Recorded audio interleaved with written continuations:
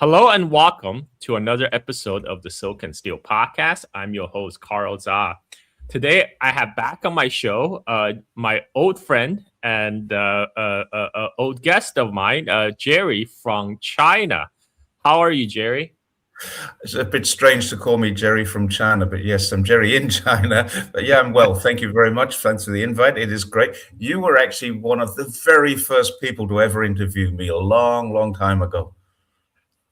Yeah, it's that was oh my god, it's almost like 6 years, right? It's Yes, 4 or 5 years ago, at least 5 years. Yeah, yeah, I think it was before COVID even. yep, it was. It's been it's been quite some time. So the reason I have you back on the show, Jerry, is because recently, by the way, a very nice background picture of a mosque. That Thanks. this goes along with because we are in the month of Ramadan, so so happy Very Ramadan, appropriate. everybody, and also happy Chinese New Year. Like just this year, everything falls on the same calendar. You know, like Chinese New Year, Ramadan, they all starts around the same time. Yeah. So so the reason I ask you back, Jerry, is because recently the UK Prime Minister Starmer has visited China, and you are originally from UK, and I call you Jerry from China, but as you live in China now, but originally you are from UK. So I like to get your takes on Starmer's visit to China. Amidst the current geopolitical shift, with Trump is cranking up pressure on Europe. It was this trip because do you think there's some sort of a shift in the UK foreign policy toward China? Does the Starmer visit maybe signal some kind of shift? I think there is a shift. I'm not 100% certain that it's a shift towards China. It's a shift away from America for certain. The UK government has literally just denied permission for the Americans to use British bases if they're going to attack Iran. So there's something shifting there internally. There's also and I'm sure we'll talk about this, the Epstein files, which are causing Starmer to need to distance himself from them, with the former Prince Andrew and the Mandelson case, both of which have caused Starmer embarrassment when he returned back to the UK. I do see that the UK has, my personal experience in talking to friends, and I don't have that many friends in the UK. I left there in '87, so it's quite rare that I kind of catch up with anybody from there. But talking to people that I know in the UK, they're feeling the same thing. The UK has lost its momentum. It lost it probably at the end of the Second World War, but now it's taken until this long for many people to realize just how bad things are. I know that individually lots of people were struggling, but I mean, as a collective country, they're starting to realize they don't have the European Union anymore. And that was a big mistake. I think a lot of people realize that they've got internal turmoil with the Reform Party to the extreme right, and then the Greens who are coming in from the left. And then you've got these two mainstream parties, Labour and Conservative, which are basically, as I think George Galloway calls them, two cheeks of the same ass. They're basically, he uses that to describe America, Democrats and Republicans, but I think it fits just as well there. You've basically got this mainstream political, which are left or right, but neither of them are left or right. They're both very, very central, and both to the right of central. Keir Starmer is no representative of the working people. And the country is made up of working people. It always has been, despite being a global leader with the British Empire, despite having its lords and ladies, its dukes and duchesses. It is very much a country made up of working class people who now realize that they are screwed. And the only way to unscrew themselves is to have global recognition, but also global relationships. And China is the country to have the global relationship with. If you're going to get anything, if you're going to start or kickstart your economy again, it has to be in Asia, at least an ASEAN. And they are actually involved in the CTPPP, whatever it's called, the Cross Trans Pacific Partnership. Um, That you know that what I'm was talking about. that was basically got transformed from the original TPP, right? Yes, Trans-Pacific Partnership, which was proposed by Obama but got nuked by Trump first term Trump because one, yeah, Trump has yeah. not don't want anything to do with it. So now it became this long acronym. Like basically, it's like TPP without America, but except that now, yeah, it's quite interesting. But when I saw Starmer's visit in China, I saw a lot of Chinese people clamoring to take photos with Starmer, which is, I think, for a lot of UK people quite startling because they were probably shocked that Starmer could be popular anywhere. I mean, definitely seems to be more popular in China than he was back home in UK. Yeah, that's true. And but there is, I think the reason for that is because for the Chinese people, it doesn't matter whether it's Starmer or any UK politician. They don't see them as, they see them just as representative of their country. They see Starmer as a representative of the country UK. And despite, the history of opium war and stuff, the modern people in modern China actually have quite warm feelings toward UK. So this is what they're expressing. They're not expressing their approval about actual performance of Starmer per se in UK itself, because that had nothing to do with them. But there is a bit of backlash, though, among British media and some of the pundits about Starmer's China visit. Say, how could you do this? How can you, try to go? You are trying to appease a dictatorship, et cetera, et cetera. Where do you think that come from? Like, why was there such hostility toward kind of repairing relationship with China? You've got half a dozen people in the political arena. Some of them are actually members of parliament. Tom Tugendhat. You've got Luke de Pulford. You've got all of these people who are connected to the National Endowment for Democracy. They pretend the IPAC, the International Parliamentary Alliance on China, and to be a member of this, you must be an elected member of a democratic parliament somewhere. And they have offices. They have people from all around the world, including Australia, New Zealand, and European countries as well. But these people. They are basically paid for by, their hatred is paid for by Washington. The National Endowment for Democracy set this up, pays for it. It comes out of Washington. There is no question in my mind that these people hate China. They're not paid to hate China. They would hate China anyway, whether they're paid or not. So you've got this, and most of the vocal opposition is coming from those people. It's not coming from ordinary people.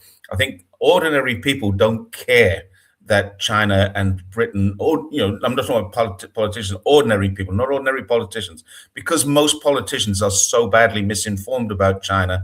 They still think they still think that there's Uyghurs being incarcerated by the millions. They still think that Hong Kong democracy has been eroded. They still think that Tibet was invaded. They think these things because they don't know. And they're being told this by people in very high positions. Those people in very high positions are being paid to say this, but they would probably say it for free anyway, because they just hate China. They're just racist bigots who dislike China. Now, this picture behind me is a mosque. It's in Gansu, and I can say for absolute certainty there is no Uyghur genocide, there is no Uyghur oppression, there's no Muslim oppression, there's no lack of religious freedoms in China, there is no lack of freedom of speech. There are rules and regulations around all these things, but there is no lack of them. So, when I know China, and I can say this, and many people, now that the UK has got its 30-day visa free for its citizens, they can come and have a look for themselves. Now, you arrive it's a 10 or 12-hour flight from the UK. You arrive in, say, Guangzhou, for example, and you're still 5 hours flying time away from Xinjiang. So it's not that easy to visit. and this is what the BBC will tell us. It's very difficult to visit there. Well, yeah, it's difficult because it's remote. It's a long way from anywhere, and it takes a long time to go there. It took me 57 days to get there, but that was a different story. Yeah, I did it on a bike. On a bicycle. Twice. It's not a high-speed train. It's not a high-speed train. It's a bicycle. The high-speed. The first time I went there was on the old green train, and it's still it was still 50-something hours. So that gives you an indication how far away it is. You're still in China, and we weren't even at that stage. We only went to Urumqi, the capital. You're still 600 kilometers from the border when you're in Urumqi. So yeah, it's a big place, and it is difficult to get to. But let's for a moment say, let's hypothetically say we know that's not true. Hypothetically, okay? I know it's not, but let's talk to an English person, to the English audience, and say, if that's not true, if it's not true, do you think China is bad? And they say, well, yeah, but what about Hong Kong? Okay, now if I can tell you, if I can prove to you that in Hong Kong, the Chinese government has not stepped outside of the boundary of the joint declaration made by Deng Xiaoping and Margaret Thatcher back in 1987, the joint declaration of how Hong Kong would be managed. If I can prove to you that that is exactly what China is doing, would you accept that that's not the case? Yeah, probably. So now, hypothetically, the two things that the Brits really feel there's a problem with in China can be eliminated. Now, what's the problem with China? Oh, they're overcapacity. In what respect are they overcapacity? They're selling every car that they're building. They're not building more cars and selling them cheaply. They're selling them cheaply because they're building more cars.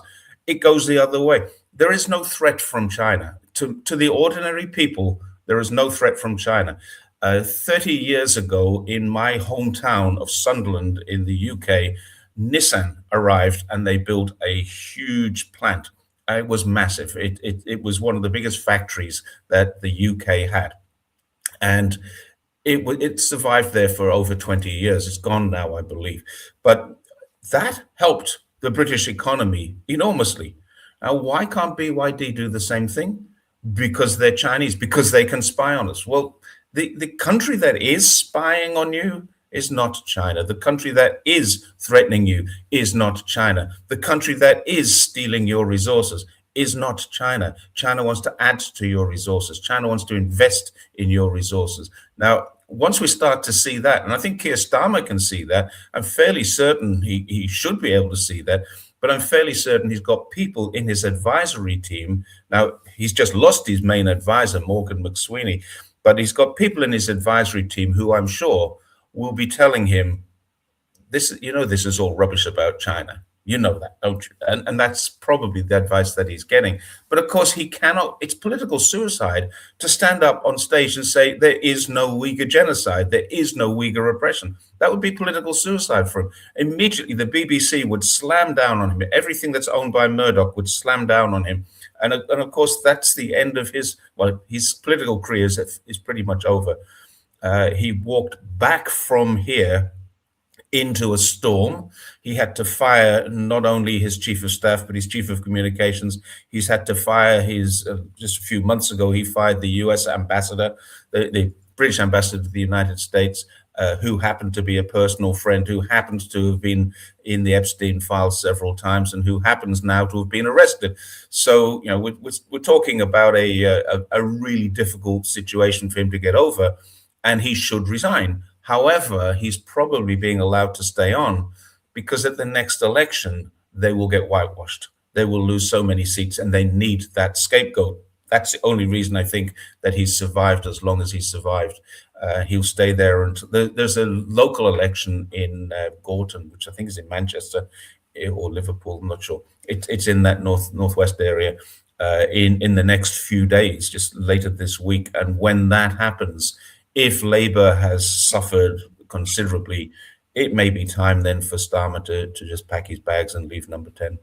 So there's a lot of stuff going on. Yeah, I saw some survey says he's like the most unpopular British politician in recent history, or the Well, most unpopular prime minister, which says something because you have people like Liz Truss, like Boris Johnson. I mean, these guys were. I mean, this is a record bar that just keeps getting lower. Yeah. At the time, Boris Johnson was the most unpopular prime minister. Then, of course, came Liz Truss, who lettuce Liz. She has the shelf life of a lettuce, 19 days, I think it was. Um, I mean, it takes a little bit of doing to reach that bar. But yeah, he does look pretty unpopular. He has made some very, very serious decisions, personal decisions, and he got caught out with a little gift problem when he was first in power. Turned out that one of the donors was giving him the suits he was wearing and stuff like that. wow. These kinds of things don't bode well. Peter Mandelson, who had to be fired, Lord Peter Mandelson, I believe he is still technically a lord, although he's resigned from the House of Lords. I don't think the title can be taken away without an act of Mm. parliament, and that hasn't happened yet. But he has resigned. He's a former member of the House of Lords, so now they're going to have to find someone to replace him. And that's caused him a big problem because Peter Mandelson had two resigning events in his career based around corruption. So this is a guy who's become extremely powerful and has had to resign twice in the past. This is his third resignation. I think it might be his last because he's 72 years old now. But I don't know if he still pulls power.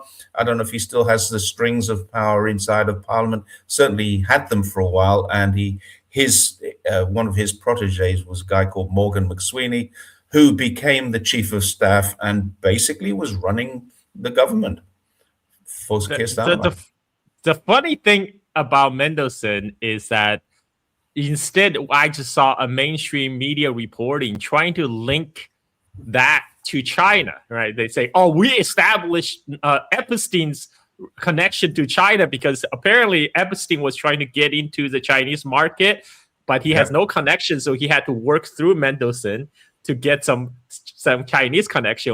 The Chinese connection they found for Epstein was this Hong Kong billionaire, Desmond Shum, who has Yeah. been basically on the run from the Chinese authorities since 2015. So that is Epstein's Chinese connection, quote unquote. I mean, I'm surprised they even bothered to do a story on that. It's basically a nothing burger.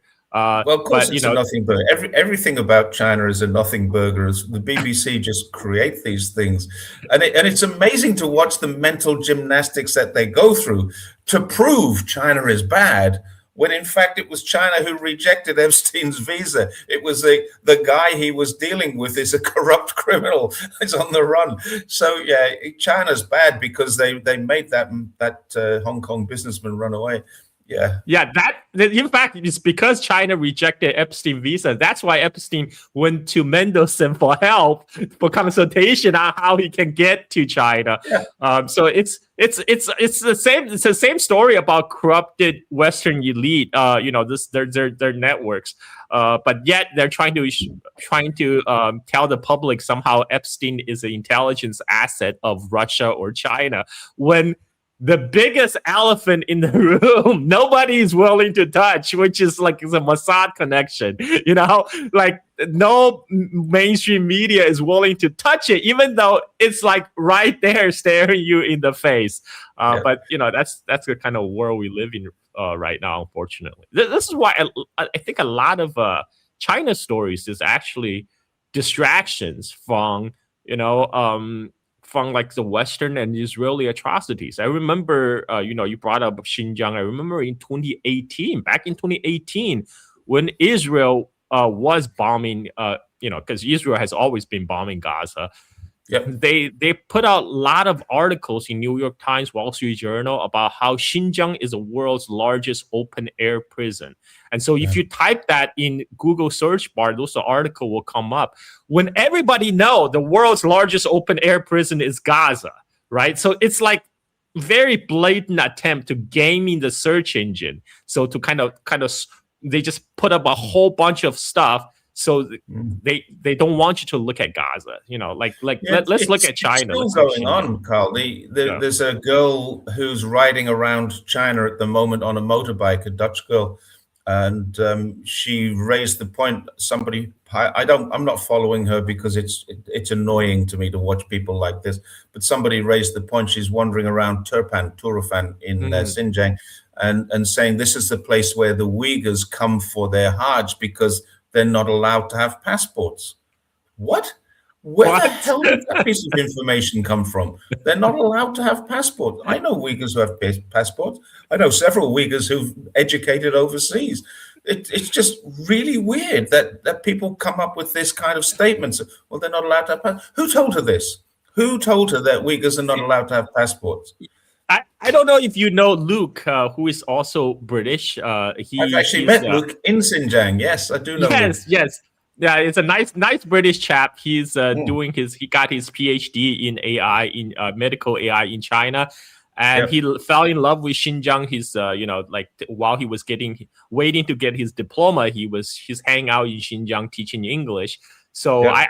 I met with him in Xinjiang in Urumqi on my trip last year. And he told me a lot of students that he teaches English to went abroad. That's the whole point. They're learning English. Yeah, that's why he's teaching them English, so they can go abroad and study more. Yeah, I've got the same thing. I used to be an IELTS examiner, the International English Language Testing System, and I had many Uyghurs come through. And why are they getting an IELTS test? The only reason you need an IELTS test or an IELTS score is because you're going overseas.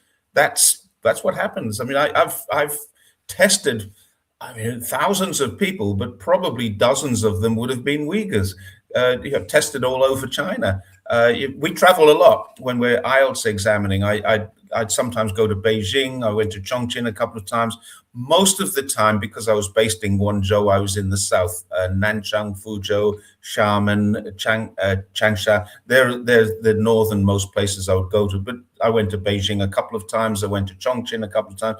Chongqing has a lot, and Chengdu as well would have a lot of Uyghurs coming down. They're the closest places to get the test for them because there's no test center out there in Urumqi, as far as I'm aware. If there is, I would have volunteered to go there too. But I love the place. I mean, it is 5 hours away by plane. It's 20-something hours by high-speed train. Well, it's five hours away by plane from where you are, because you live in you live in like the southern tip of China. You're just above Hong Kong, because you are like the furthest part from Xinjiang. I think it's about like 3.5 hours from like Shanghai or something like that. Okay, from the East Coast. 4 to 5 hours from most of China, but there's once you get into Chongqing, where you're from, it's not that far at all. It's a lot closer. It's a lot closer. I was. It's a huge place, as you mentioned, because last year I went with Pepe Escobar. We spent. I saw. I was following you. Yeah. We spent about 2 weeks just in the southern part of Xinjiang. We didn't even go to northern Xinjiang. We drove. Our driver told us we drove like 35,000 kilometers. Wrong. I mean, that's only a southern part portion. You never left the region. It's not a province. It's an autonomous region, but it has a provincial status. You've never leave. I've done the same thing. I mean, I've cycled about 5,000 kilometers in there. I think Fernando Munoz Bernal has driven 60,000 or something around that. It's just so vast. It's the size of France and Spain together. It is very, very big. And down that southern area, did you cross the Taklamakan? Because yes, we did. We drove right across. We drove right across Taklamakan to Kashgar, to Khotan actually, to Khotan, and then from Khotan we went to Kashgar.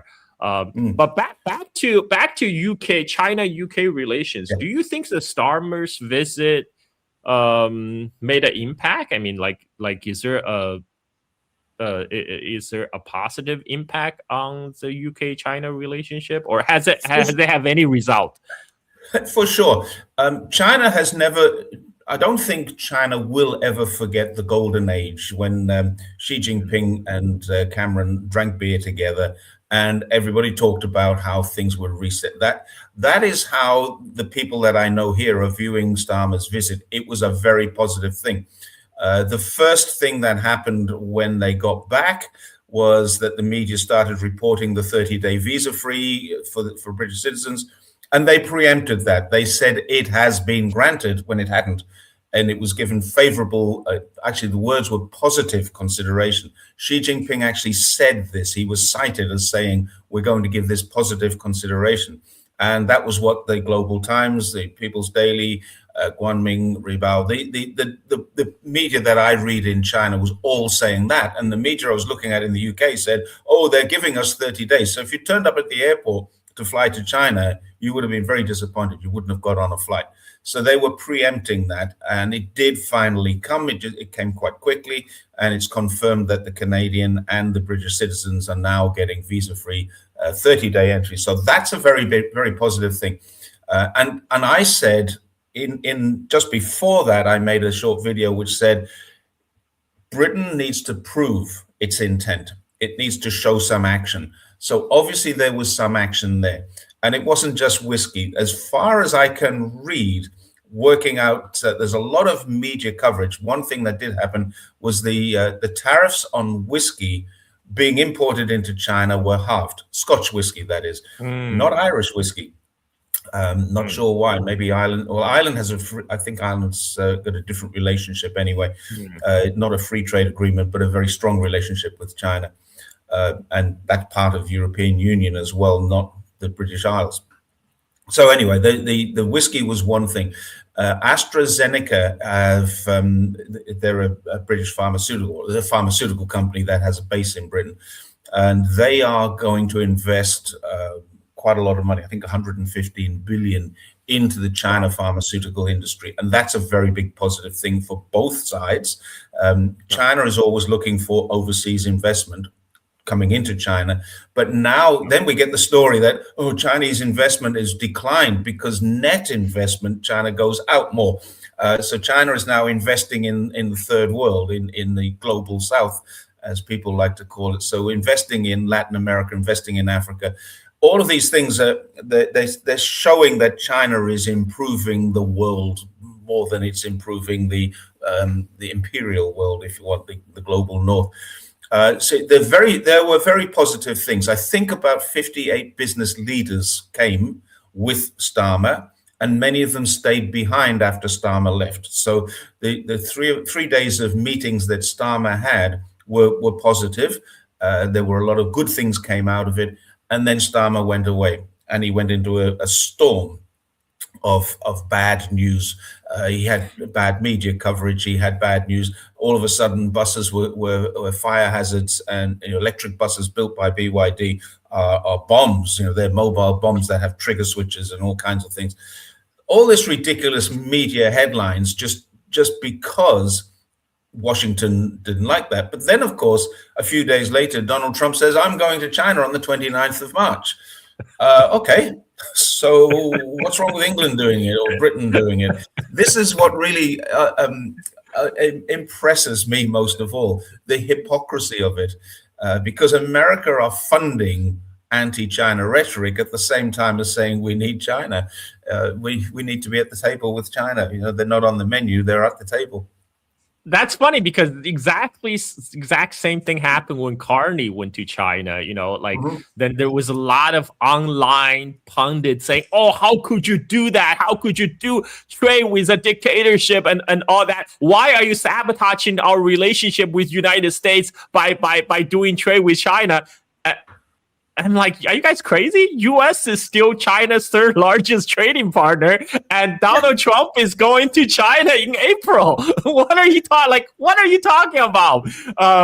And China is not threatening to annexing Canada. No. China is not tweeting out from or Greenland. And China is not tweeting out, on social media on how, I just saw a ridiculous White House tweet, they show a cartoon of American eagle sinking its claw on the Canadian goose. It's like, This is just a childish level of antics right now, and there's still people saying, "Oh, why are you moving closer to China?" I mean, come on. But I think you are onto something about the IPAC. What's the acronym for? Interparliamentary. The Inter-Parliamentary Alliance on China. Yeah, it's actually IPAC is actually co-founded by Marco Rubio. This now the Secretary of State of the United States. I think he was once a member of it. I don't know if he still is. I guess now he's Secretary of State. He's not an elected member of the Congress or Senate. So yeah, I guess he has to step aside from that. But he was actually a member of it for sure. Yeah, that's really interesting because now he controls the purse strings that pay for it. And I don't think there's going to be any doubt they'll continue to have NED funding. They also get NDI, which is the National Democratic Institute. They have Taiwan. Hello Taiwan is one of their, and Hello Taiwan is funded by the National Endowment for Democracy. So there's some sort of circular referencing going on here where a Taiwanese association pays for this anti-China association, but it gets its money from the same source. And gosh. And then in their website they actually say this: we do not take any government's money, and they're taking it all from the NED. How does that work? We do not take government money from governments. Well, okay. So who approves the NED's budget? Oh, that's Congress. What are Congress? Congress of the Government of America. Oh, okay.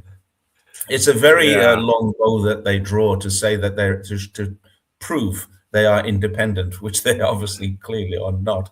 And they Lord Alston and what's her name, the lady from Sheffield Hallam University. These people are very, very much vocal in anti-China, and Canada's got them too. Australia has them, so does New Zealand. Basically, the Five Eyes, but they also have a few inside of Europe from Holland and a few other places. So yeah, Germany's got a few, Holland's got a few. The German Chancellor is coming here tomorrow, I think, Wednesday. He will be here. So Germany is coming here. France was just here. Finland was just here. Britain was just here. Canada was just here. And that's not to mention the half a dozen or more other leaders who are of such. This not to be rude about them, but they're less significant countries that are sending people here. Xi Jinping sent a message, and they sent delegations to the Africa Forum, which happened just a week or so ago. And that happens every second year in China, and 53 of 54 countries come here. So there's massive things going on. The Africa issue, 53 of 54 African countries have basically now got a free trade agreement with unilateral free trade. So they have free trade into China. China doesn't necessarily get free trade into them. So 55, I think, or 56 countries now have visa-free visits to China. So basically what we're seeing here is the exact opposite of the United States. And UK needs to pick a side. Now, China never has said to any company or corporation, if you deal with America, you can't deal with us. But America does. If you deal with China, you can't deal with us. You deal with Russia, you can't deal with us. If you don't support Israel, you can't deal with us.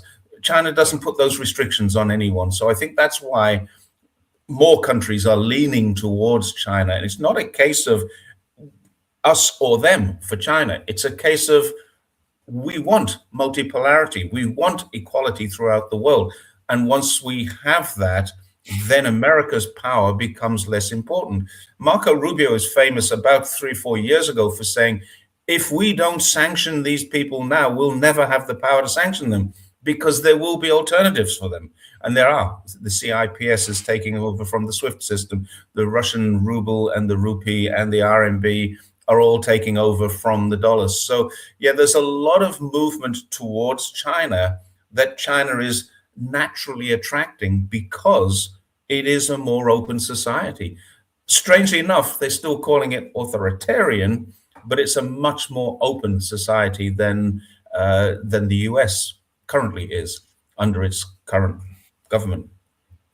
Yeah, which is crazy because recently during the Olympics, a lot of MAGA crowd online, they're really flipping out over, Eileen Gu, Yeah. playing for China, which is, like it's really crazy. Like this is sports. Like athletes switch nationality all the time. There's actually a American girl who was educated in Stanford who hold dual citizenship in UK and US. Zoe Atkin, who just recently won a medal She got for bronze. UK. Yeah. And yeah, nobody's and then nobody is talking about her because but they Eileen say, Gu, no, that's not acceptable.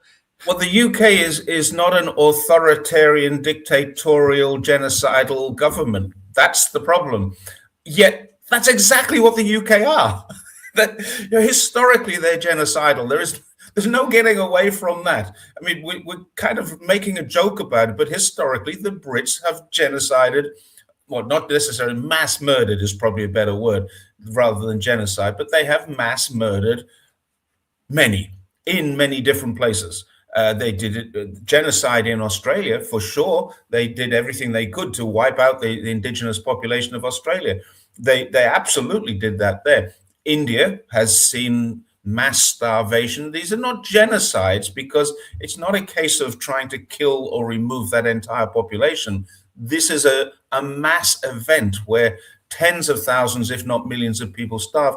The US is doing it to Cuba, did it to Venezuela, is doing it to Iran, has done it to China. These are genocidal actions. If you want to use the word genocide correctly, these are genocidal actions. So, yeah, to say that those are countries ruled by pedophilic elite, as we know from the Epstein file reveal. I mean, the Epstein files still need a lot of investigation. I'm not trying to diminish them at all, but I'm kind of evidence based, and the evidence is not all there. I'm not saying it didn't happen. I'm saying it needs investigating. And I've been I'm not trying to defend Andrew, the former prince. I'm just trying to say, because he was arrested on these charges that he misused public office, because he's been arrested and he's being investigated for an offense which occurred in the United Kingdom, related to the United Kingdom. The arrest, and the same as Mandelson, he apparently went to very important meetings. He was given very important documents, and those documents were passed to a third party from a different country, the United States in this case, Epstein, which may be, if you want to argue, it could be Russia, could be Israel, or it could be America, but certainly whatever happened, they were given to a hostile government, hostile to the United Kingdom. And that's what he's being charged with. And people are saying, well, yeah, they're not even mentioning the pedophilia. Well, first of all, he paid 12 million to put that to bed, or his mother did and his brother did. They paid 12 million to put that to bed in a court case. Secondly, the evidence against him is extremely difficult to prove. Not saying it's not there. It's extremely difficult to prove, particularly now that the only witness is dead. So, I mean, there are basically three witnesses to this who could say that this did or didn't happen. Ghislaine Maxwell is one. She's possibly still in custody. Epstein is another. Not suicided yet. Maxwell has not suicided yet. No, but she appears to be talking, or she appears to be walking around Montreal, and he's walking around Israel. I love social media. You don't know what's true and what's not. But I mean, if we're going back to facts, the fact-based information, there is very, very much a lot of difficulties to prove that Andrew did something wrong on that island to that girl. Now, this is what why other evidence they have needs investigating. Sorry? This is why we need a full release of the Epstein file. Right now, they only release still a small fraction, and the White House is trying to say, okay, we're done. We did our duty. No. You got to release the full file and not like heavily redacted as they are right now. Yeah, it looks like they're redacting the names of the guilty, not the names of the innocent, which Exactly. seems to me to be a very, very wrong thing to be doing. We're talking about 3 million pages there, and yeah, that's a small part of it, apparently. So yeah, we're going to see a lot more. I mean, I'm not diminishing any of this at all. What I'm saying is it's extremely difficult to prove. It's very easy to misinterpret something. Do they really eat babies? I haven't seen anyone say, yeah, we had a lovely lunch yesterday, I had baby's intestines or whatever. No, I mean, there's a lot of comments that could be interpreted as that. And that's why investigation and openness is the way to go. Now, of course, if you're trying to hide something, then what's the best way of hiding something? You put it into, if you want to hide a tree, you put it in the middle of a forest. So they're going to be releasing stuff that needs interpretation. And now they're saying some of these documents have been altered. Some of them are false. Some of them are clearly not true. So what they've done, they've released 3 million pages. And now they're saying people have hacked into the database and changed things. So now all the evidence is tainted. It's going to be almost impossible to get a conviction from any of these allegations. Andrew will never, ever be convicted, in my opinion. He'll be charged, he'll be put in front of the court. He cannot be convicted because the evidence has been so badly tainted by media, by social media, by people even like us talking about it. What we're doing there is we're preventing him from getting a fair trial. And that is the very basis of the system of justice. So I think he's going to get away with it. Whatever he has done, he'll probably get away with. And they're going to say at the end of the day, it's impossible for us to prove what is actually true and what is rumored to be true. That's the problem. I think that's by design, though. I think that's by design, including like releasing half truth together with the other files to confuse you and to say, oh, hey, like not everything we really see was a fact. Some of them just speculation. It's just wild rumor. It's not. That's exactly not really what's going to happen. You've got hundreds and hundreds, thousands, tens of thousands of pages of interpreted information. What actually happened here is not the same as what they said happened here. There's one of these where you tried to buy my baby. Really? Tried to buy a baby? I don't believe that. This kind of thing. They're really, words that we write. We speak euphemistically. We speak metaphorically. We speak idiomatically. We have different ways of saying things in different cultures. And people speaking English not as their first language will make some mistakes. That's not what I meant to say. You're interpreting it the wrong way.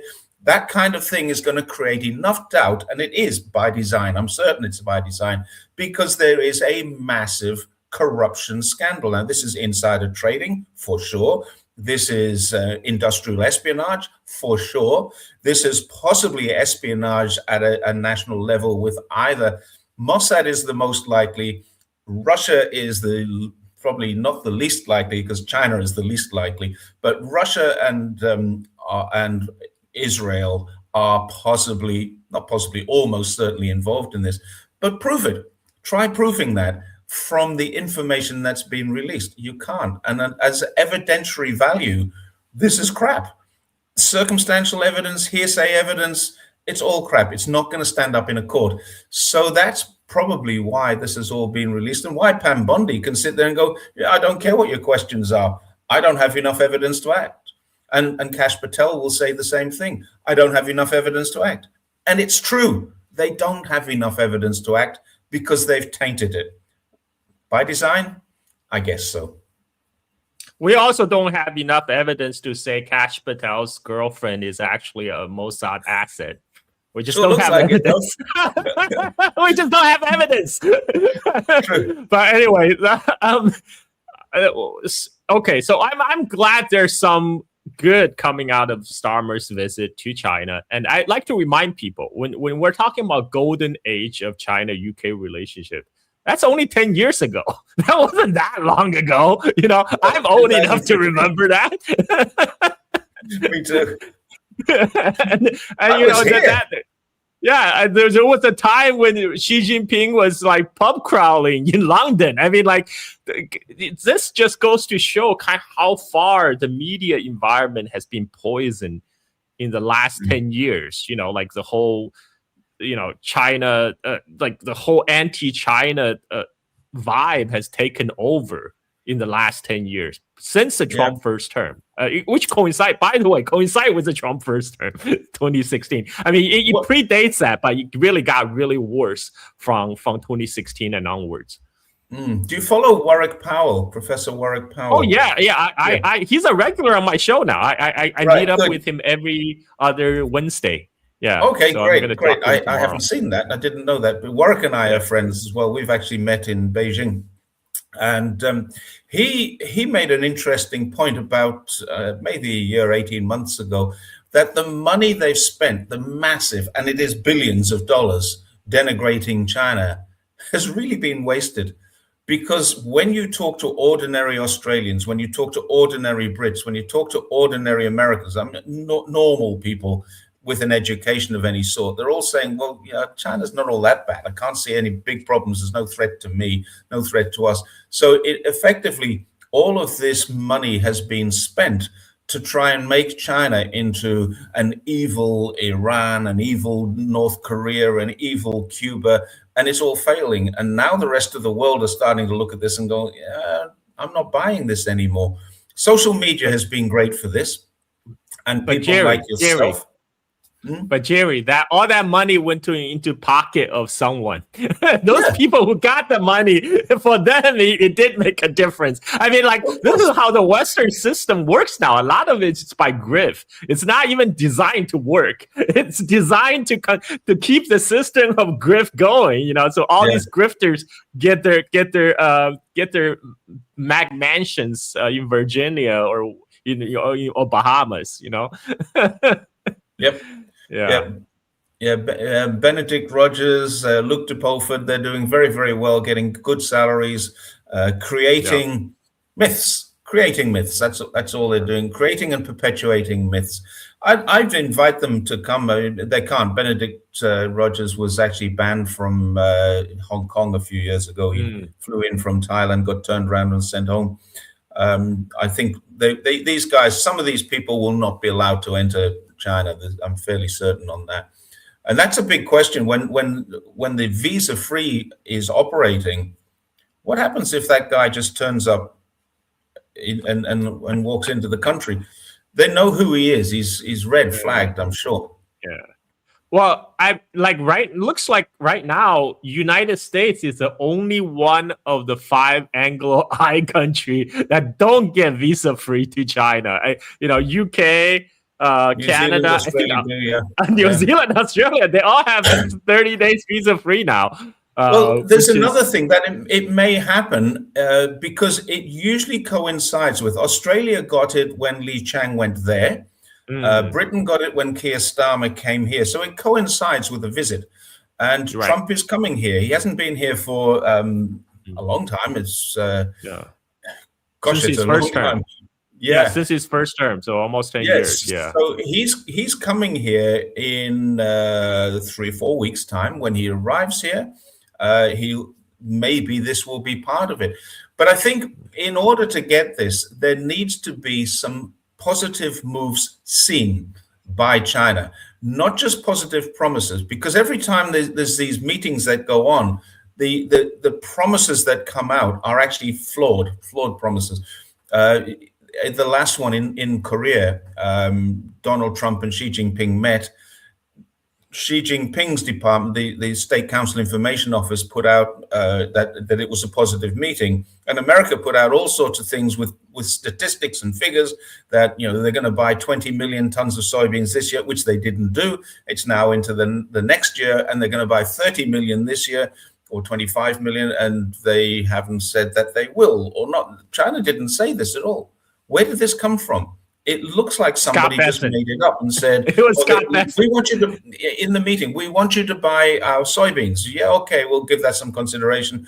Okay, they said they're going to buy our soybeans. And now when they don't buy soybeans, something goes wrong. The other one, the big one, was the lie. And it is a lie. It's an absolute lie. The press is saying China stalled the restrictions on rare earths. They did not stall the restrictions on rare earths. They stalled for 1 year only the restrictions that they imposed on the 12th of October on rare earth elements. So all the other restrictions on rare earth elements are still in place, still happening. And if you want to get rare earth elements out of China now, you need to be registered. You need to be an end user certificated user, or you need to be a supplier. There are no middlemen anymore. There's just end users, and those end users can use agencies, but the agencies don't get to touch the rare earths. They get sent direct. So there's new regulations. Hundreds of people have been employed to make sure that these regulations are met, and there's no back doors, there's no container loads of stuff going out that shouldn't be going out. So they've got hundreds of people employed just to do that. So when America says, oh, they delayed, they are giving themselves a bit of face. They are not giving themselves truth. So there is no truth in that aspect of it. So we're going to see stories coming out. And I always, as soon as I see an American media release that says this is what happened, I go to the State Council Information Office or the Ministry of Foreign Affairs to verify the Chinese version of what happened. And invariably, they are very different. Good point. I mean, as American, I can tell you we're pretty used to a government official lying through their teeth. I mean, that's just normal in the United States. That's how you get elected into the office. True, yeah, but true. it's sad. Okay, that's great. Is there what any future project? Is there any future project you're involved with right now, Jerry, while in China? I have two projects that I'm working on at the moment. One is a cycle ride. I mean, if any of your people don't know who I am, I cycle around China, but I've cycled from Guangdong to Xinjiang. I've cycled from Harbin back to Guangdong. Wow. I've done Xinjiang back to Guangdong. Not in the winter, right? Not in the winter time, right? Yeah, I'm retired now. I can afford that time. The next trip is from Hohhot in Inner Mongolia. I cycled to Hohhot last year and left some gear there. This year we're going to fly up there with our bikes. I have our bikes shipped up there, and then we're going to cycle back via Qinghai Lake. That's one project, and I've actually been asked to write a book. I've got a publisher contacted me and asked me to write a book about Xinjiang.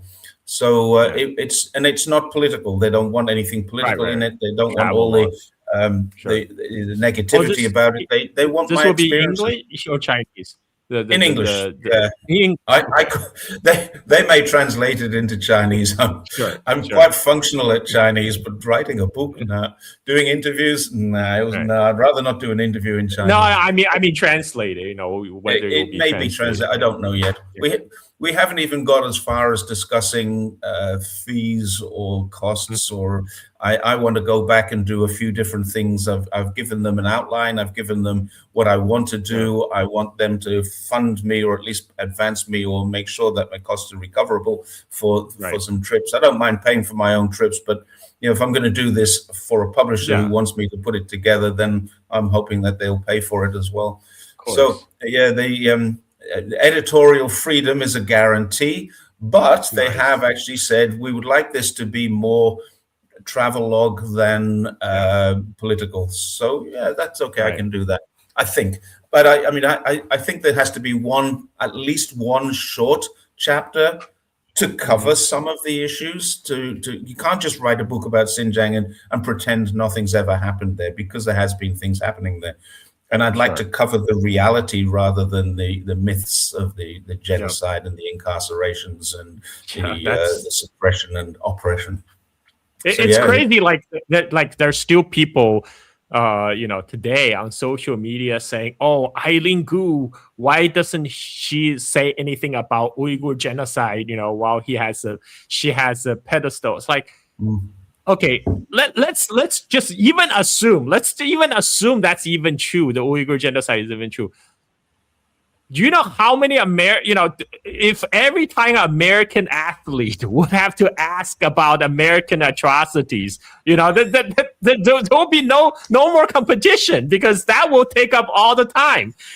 Because this is ridiculous. That's so ridiculous. But and Eileen Gu just said, okay, I can't speak on the issue because I'm not expert, I'm not educated on it, so I cannot comment it on it, which is a perfectly neutral answer. But as a person that have actually been to Xinjiang, driving 35,000 kilometers all around southern Xinjiang, I can say I definitely did not see any Uyghur genocide. I see Uyghurs on the streets of Kashgar, on the street of Khotan Turpan, walking everywhere, enjoying their daily lives. You see, like, I do not to compare, to say this is somehow the same as what Israel is doing in Gaza. This is just a blatant lie.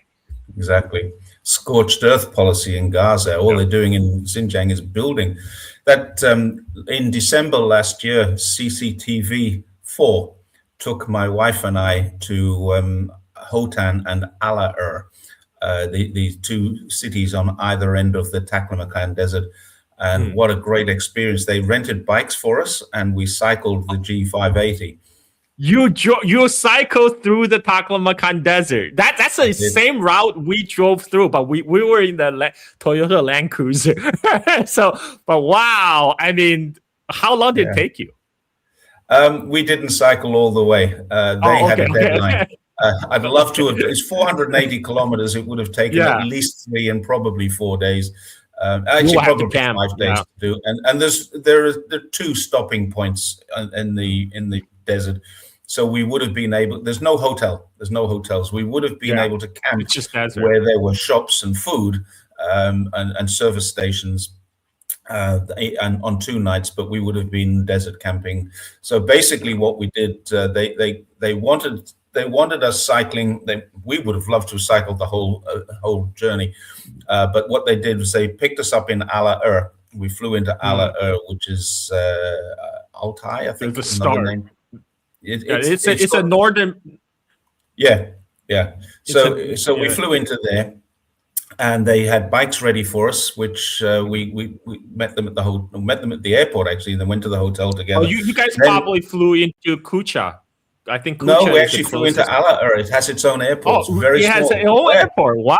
Okay. Yeah. Wow. Yeah. There are 28 airports in Xinjiang now. 28. That's a thing that really surprised me. We went to Tashkurgan, a town of like maybe 50,000 local residents, and they have an airport. They have an international airport that flies to Islamabad, which is crazy. There you go. Yeah, my wife was in Kucha last year as well. She went there to accept an award. We have Silk Road Friendship Ambassadors because of the work that we've done related to Xinjiang. So yeah, I didn't get to Kucha, so that's part of my next plan to go there. But I highly recommend. I highly recommend Kucha. I've been to Satcher, nice which is near Kashgar, and it's very, very similar, I'm told. Satcher is 93% Uyghur population. Ala-Ur, on the other hand, is about 85% Han. It's a new city that the Xinjiang Production Corps has built up. It has a massive university. This is where they're basing all of the reforestation through this university there in the desert, that area. We were put into a van, comfortable van, like a 7-seater, with the bikes in the back, and then driven to the beginning of the road where we started the journey and were filmed, and we rode 20 kilometers or so, then put in the van and then driven another, because there's actually nothing changes for 100 kilometers. You've seen this, it's just sand dunes. So they drove us to the next point where there's something of interest. And then we got out of the van and we rode again, and then did 20 kilometers or so. We actually only did about 100 kilometers, and it took us only 100 kilometers. I only cycle 100 kilometers. Well, we left the hotel at 5 o'clock in the morning, and we got into Hotan about 9 p.m. that same day. Wow. So we had several stops. I think there's 5 different stops where we did some filming, did some cycling. And it was a joy to ride through there, but it was freezing cold. It was like minus 10 degrees. So yeah, it was a bit cold, but we had the gear. They bought us all the gear, and we still got it. We got to keep the gear. The bike I was using was superb, and apparently it belonged to the shop owner where they'd rented it. It was his personal bike. It was a fantastic bike. So I was riding a very, very high quality bike, which is something I don't normally do.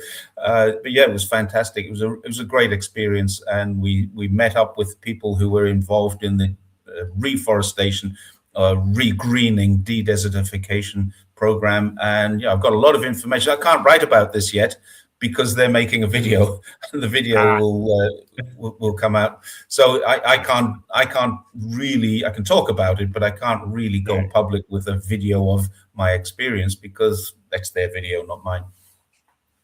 Nice.